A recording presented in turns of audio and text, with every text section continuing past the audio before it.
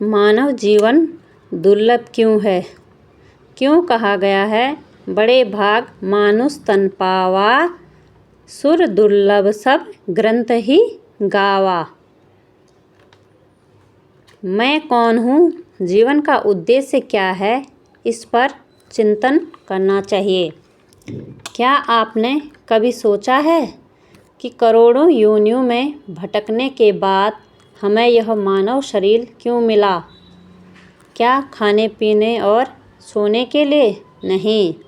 गोस्वामी तुलसीदास जी कहते हैं, बड़े भाग मानुष तन पावा, सुर दुर्लभ सब ग्रंथ ही गावा। अर्थात आज की वीडियो में जानेंगे जीवन के इस सबसे बड़े रहस्य को। सुनने में अजीब लग सकता है, लेकिन सच यही है कि आप और हम अति भाग्यशाली हैं, क्योंकि यह मानव तन मनुष्य को मिला है। यह तन पाने के लिए देवता भी तरसते हैं, क्योंकि कर्म करने का अधिकार सिर्फ मनुष्य को मिला है और यह मोक्ष का भी द्वार है। मानव जीवन दुर्लभ है और यह बार बार नहीं मिलता। यदि हम इसे विषय भोग में, खाने पीने में गंवा देंगे तो यह अनमोल अवसर व्यर्थ चला जाएगा। केवट की तरह हमें भी अपने जीवन को इस भाव से जीना चाहिए कि प्रभु के चरणों का स्मरण ही सबसे बड़ा लक्ष्य है। तभी मानव जीवन सार्थक है।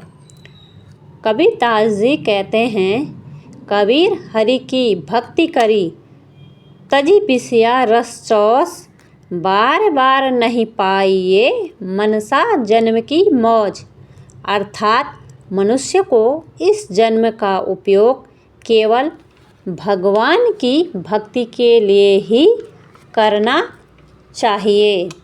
सांसारिक विषयों के भोगों को त्याग कर जब मनुष्य ईश्वर की ओर बढ़ता है, तभी यह जीवन सार्थक होता है, क्योंकि यह जन्म बार बार नहीं मिलता। जब ऐसा गहरा ज्ञान जागृत होता है, तब मनुष्य के लिए कुछ भी अनावश्यक नहीं होता। जो मनुष्य अनन्य भाव से केवल प्रभु का स्मरण करते हैं, उनके लिए भगवान स्वयं योग और क्षेम का भार उठाते हैं। योग का अर्थ है जो उनके पास नहीं है उसकी प्राप्ति करना, और क्षेम का अर्थ है जो मनुष्य के पास है उसकी रक्षा करना। इसका मतलब यही है, जब मनुष्य अपने जीवन की चिंताओं को भूलकर केवल प्रभु में लीन हो जाता है, तब भगवान स्वयं उनके जीवन की प्रत्येक आवश्यकताओं का ध्यान रखते हैं।